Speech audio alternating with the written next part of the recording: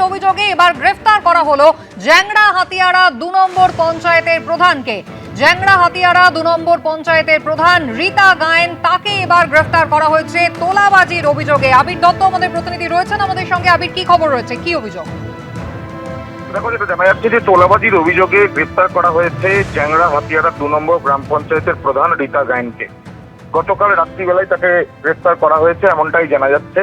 তার বিরুদ্ধে এর আগে বেশ কয়েকটি অভিযোগ জমা পড়েছিল, যেখানে বিভিন্ন বিষয়ে বিভিন্ন সাহায্যের নামে টাকা নেওয়া হয়েছে এমনটাই কিন্তু অভিযোগ। এবং সেই অভিযোগের পর যেটা জানা যাচ্ছে যে গতকাল বাড়ি থেকে রীতা গায়েন, যিনি জ্যাংড়া 2 নম্বর গ্রাম পঞ্চায়েতের প্রধান, তাকে গ্রেফতার করে নিকন্তনের পুলিশ।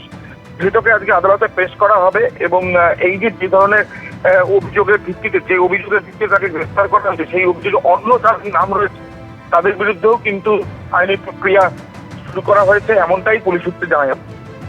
আবির, ধন্যবাদ।